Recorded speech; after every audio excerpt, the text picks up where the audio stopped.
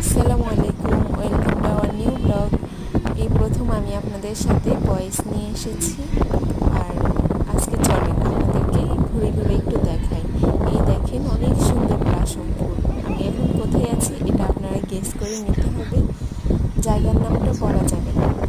চলেন এখন একটু হেঁটে হেঁটে চারদিকটা দেখাই আপনাদেরকে।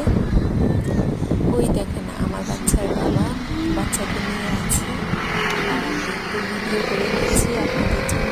আর সাথে এই যে টেম্পল, এই টেম্পলটাতে আমি যাইনি, বাট সাইড দিয়ে হেঁটে গিয়েছি।